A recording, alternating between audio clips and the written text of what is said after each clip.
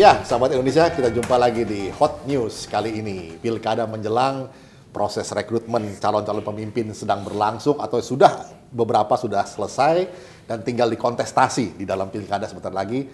Hari H adalah 9 Desember ya. Ada gium politik, sahabat Indonesia, yang mengatakan dari Lord Acton ya, power tend to corrupt, and absolute power corrupt absolutely. Makanya ada seorang pemikir politik, Montesquieu kalau tidak salah ya, nanti Mas Rudi tolong koreksi, membagi atau memisahkan kekuasaan menjadi 3 bagian. Jadi ada eksekutif, ada legislatif, ada yudikatif. Yeah. Nah, seyogianya ini pemisahan kekuasaan. Tapi kerap terjadi adalah kolusi kekuasaan di antara 3 lembaga ini, begitu ya. Dan ini tentu mengganggu proses demokrasi itu sendiri. Menjadi demokrasi yang kerap kita sebut dengan demokrasi prosedural, bukan demokrasi yang esensial begitu ya, atau yang deliberatif. Nah, menyikapi persoalan-persoalan akhir-akhir ini terjadi menjelang pilkada juga banyak peristiwa ya, yang kita tahu bahwa legislatif kita dengan eksekutif itu berkolusi untuk menentukan kandidat-kandidatnya. Kita akan ulik sedikit mengenai masalah ini. Bersama saya sudah ada seorang penulis dan pengamat sekaligus sosial politik, Rudi S. Kamri. Bagaimana Mas Rudi melihat persoalan ini? Ya, baik, terima kasih. Ini kalau Pak Montesquieu masih hidup, mungkin beliau akan menangis keras gitu ya, melihat pemikiran beliau yang luar biasa dalam pembagian kekuasaan negara ini. Dalam prakteknya terjadi deviasi di mana-mana gitu. Jadi secara teori apa yang dikatakan Montesquieu luar biasa itu, bahwa harus ada sistem kontrol gitu, di antara ketiga kekuatan politik dalam satu negara itu, yudikatif, eksekutif, legislatif gitu. Tapi kenyataannya dalam prakteknya sudah bocor, sudah tereduksi dengan kepentingan politik pragmatis gitu ya. Kita melihat saja bagaimana sekarang legislatif yang dalam teori Montesquieu adalah merupakan representasi dari suara rakyat gitu ya. Sekarang tidak tercapai. Yang ada legislatif itu adalah lebih menempatkan dirinya sebagai wakil atau representasi dari partai gitu. Ini yang agak menjadi baik sehingga kepentingan rakyat tersumbat gitu ya. Sehingga mereka para pemimpin partai dan eksekutif ini bisa bermain dengan seenaknya gitu. Dalam sistem presidensial seharusnya legislatif itu menjadi fungsi kontrol gitu ya. Pemerintah juga mempunyai kekuatan yang kuat sebagai eksekutif gitu ya. Dan yudikatif sebagai pengawal gitu. Tapi kenyataannya kan tidak terjadi, Mas Andre. Tidak terjadi ya. Iya, sehingga apalagi ini partai-partai yang berkuasa membentuk suatu koalisi di parlemen. Tapi ternyata kenyataannya juga koalisi ini juga membangun bangunan eksekutif gitu. Akhirnya fungsi kontrol ini tidak terjadi. Check and balances tidak terjadi. Tidak terjadi. Okay. Apalagi kalau ditambah lagi dengan yudikatif gitu ya. Yudikatif juga sudah tidak berfungsi sebagaimana mestinya, sehingga kadang-kadang kita juga melihat ini arahnya mau kemana nih. Sebagai contoh saja, kasus Akil Mukhtar. Ketua MK itu kan kita berharap waktu itu Mahkamah Konstitusi itu adalah benteng terakhir dari demokrasi kita gitu ya. Tapi kenyataannya dimainkan seenak sendiri oleh Ketua Mahkamah Konstitusi sehingga suara rakyat itu terdeviasi dan terkooptasi dengan kepentingan partai. Iya, sahabat Indonesia, manakala check and balances tidak terjadi, malahan yang dilakukan sekarang ini banyak adalah check and balance sheet. Ya, katanya begitu. Cek lembar cek maksudnya. Iya. Jadi politik kekuasaan bermain dengan politik uang untuk melancarkan proses-proses prosedur demokrasi atau demokrasi prosedural yang seolah-olah sih oke-oke aja secara prosedur, tetapi tidak esensial ya maksudnya. Suara rakyat atau demos kratos, pemerintahan oleh rakyat itu tidak terjadi pada substansinya begitu. Ada 2 hal yang saya ingin sampaikan. Yang pertama adalah selain ada 3 kekuatan ini dalam trias politika, ada kekuatan keempat, yaitu kekuatan media untuk mengontrol bangunan ketiga triangle politika ini. Tapi kenyataannya sekarang pada saat para politisi punya media sendiri, jadi media sebagai fungsi kontrol sudah tidak terjadi. Iya, media sendiri sudah terkooptasi menjadi semacam konglomerasi media juga ya. Iya, itu yang pertama. Yang kedua adalah pragmatisme rakyat ini, Mas Menteri. Saya nggak tahu apakah kita ini memang belum siap, rakyat kita di grassroots gitu ya. Ada beberapa kejadian yang di daerah terutama yang mengenaskan bahwa orang-orang yang sangat tidak layak untuk dipilih menjadi legislatif atau sebagai eksekutif itu bisa saja terpilih. Karena apa? Pragmatisme rakyat dalam nggak ada masalah nih. Sebagai contoh, kita bicara Kabupaten Kediri aja. Kabupaten Kediri itu seorang suami sudah 2 periode menjadi bupati gitu ya. Kemudian karena secara undang-undang tidak dimungkinkan dia mencalon kembali, akhirnya dia mendorong istrinya untuk mencalonkan diri. Tapi kenyataannya dalam demokrasi ini kan harus ada lawan supaya ada kontestasi yang dianggap dalam tanda kutip wajar gitu loh. Rupanya Pak Bupati ini mempunyai 2 istri gitu. Akhirnya yang dipertandingkan, yang diadu di ladang gladiator mainan ini adalah istri tua sama istri muda. Ini kan lucu gitu. Akhirnya yang menang istri tua, dan istri tua 2 kali periode lagi. Secara prosedur betul, tapi tidak esensial gitu ya. Iya, itu satu. Yang kedua, di daerah Jawa Timur juga ada seorang bupati incumbent, petahana, mau mencalonkan diri lagi menjadi seorang bupati, tapi dalam setelah proses pendaftaran di KPU, kemudian dia tertangkap karena OTT gitu ya.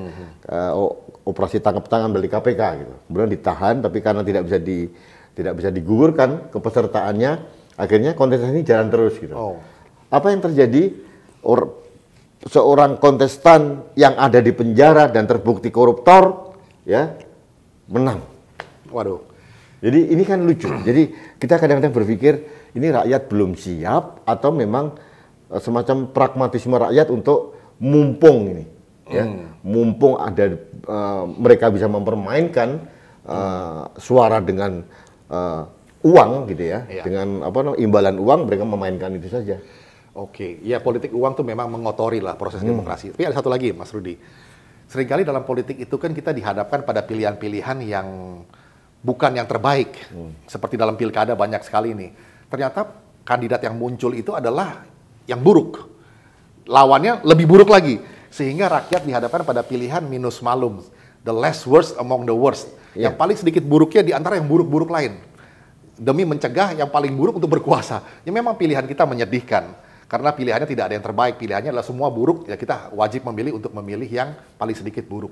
Bagaimana kita melihat ini? Ya gimana lagi Mas Jero? Semua aturan perundang-undangan itu secara legalitas harus dibuat oleh pemerintah bersama DPR gitu ya.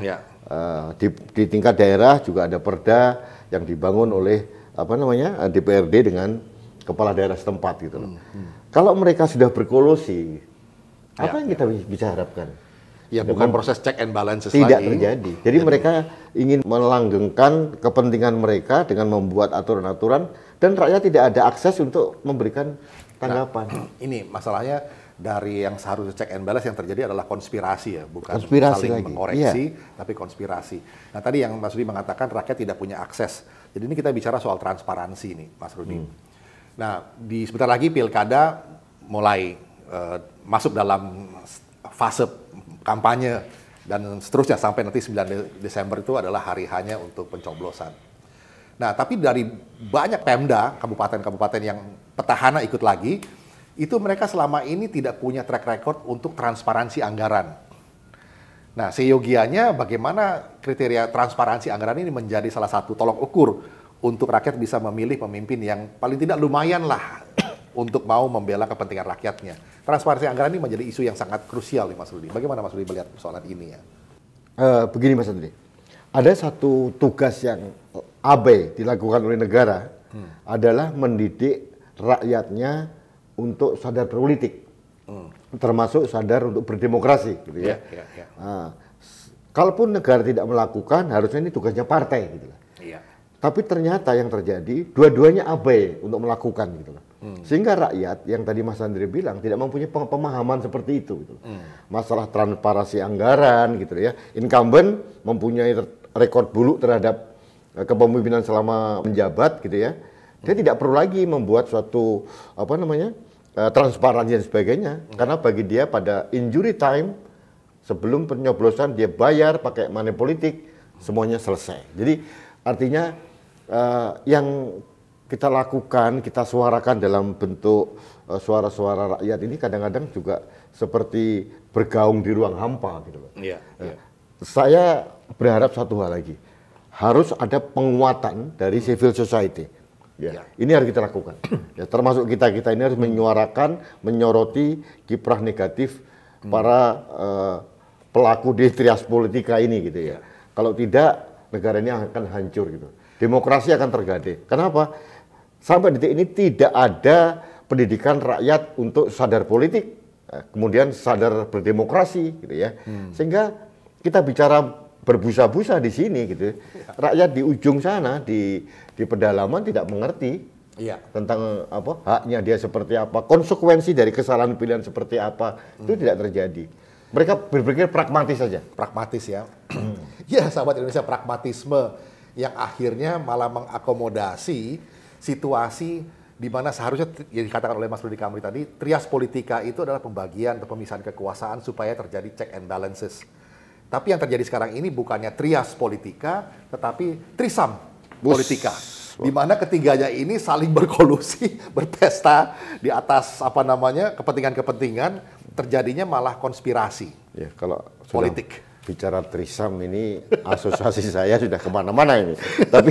Tapi itulah fakta. Itu yang terjadi, fakta. Tapi memang jujur Mas, secara etika politik gitu ya, kita terbelenggu oleh Orde Baru selama 32 tahun gitu ya.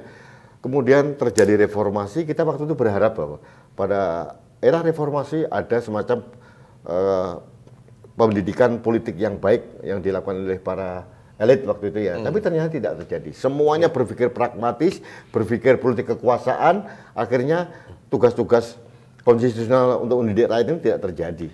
Iya. Jadi ini yang membuat kita, jujur saja, saya pribadi sudah tahap muak dengan etika politik yang dipertontonkan oleh para elit politik kita ini. Jadi bagaimana kolusi dengan telanjang terbuka antara eksekutif dengan legislatif, belum lagi ada mafia peradilan, yang semuanya sudah silang sengkarut gitu.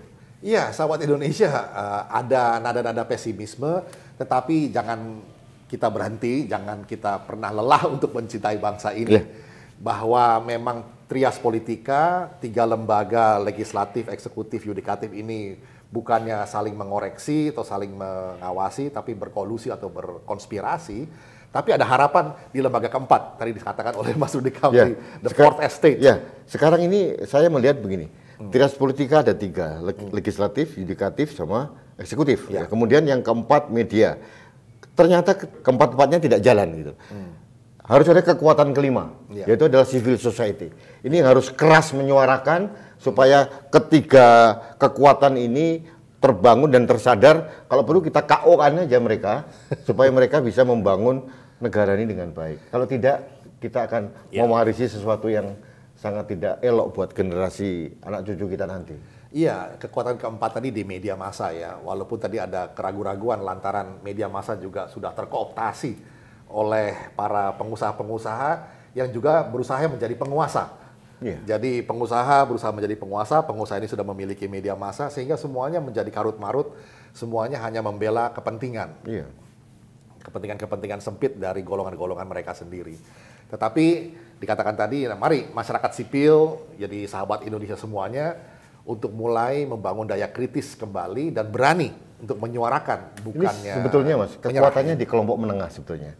Silent majority. Saatnya kita speak up. Kalau ada ketidakadilan kita lawan, harus kita suarakan. Kalau tidak, kasihan anak cucu kita. Satu lagi Mas Rudi, terakhir ya. Pada intinya semua pemimpin itu kan juga manusia.